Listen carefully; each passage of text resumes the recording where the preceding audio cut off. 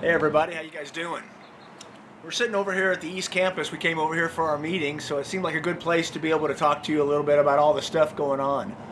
How crazy is all of this? This is wild. It was so weird over the weekend not going to church. I'm guessing you felt that too. You know, things are just so up in the air where we're trying to figure all this out and show some wisdom along with protection and all the elements that need to be there to be able to make that work.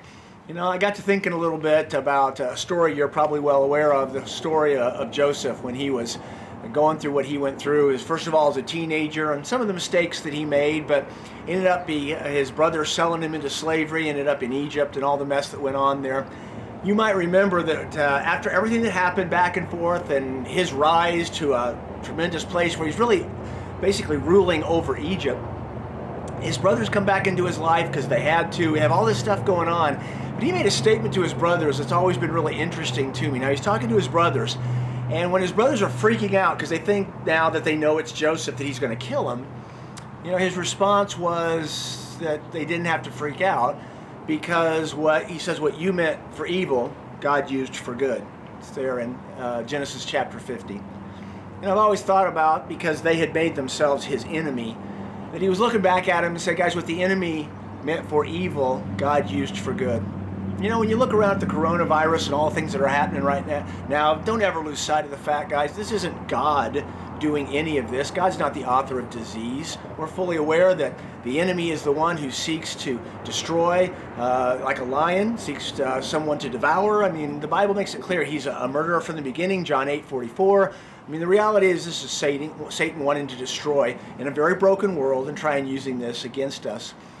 So I think if we can have the attitude through the process that we're going through right now, the same one that Joseph had, as he looked at a real difficult situation, and obviously we got some people dying, not a lot around Arizona, but in other places, that we get an opportunity to be able to look at this and recognize that what the enemy, Satan, meant for evil, God can use for good. You know, we have a chance to be able to hope that the rest of the world's going to look around and recognize how much they need God. If nothing else, they see how fragile life really is. They understand for all their strength and all the things that they thought, even their financial health. When you're talking about trillions and trillions of dollars lost in the stock market, the reality, guys, as we look at that, it's a reminder to the rest of the world that God is real, that we need God, that we're not as all-sufficient as we think we are.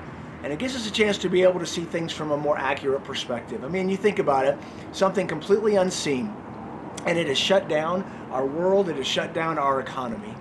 So guys, I want to challenge you to realize, just as Joseph did, that as he looked at all the situations that were going on around him, he set an opportunity to be able to look and see that God was still doing some good stuff. And it's a good reminder for you and me to remember what's good and right and the things that we need to focus on. The reality that this life is not guaranteed for any of us. We're all dying one way or the other. And through the process of that, we begin to focus on the stuff that matters. And so guys, what the enemy is intending for evil, make sure God uses it in your life for good.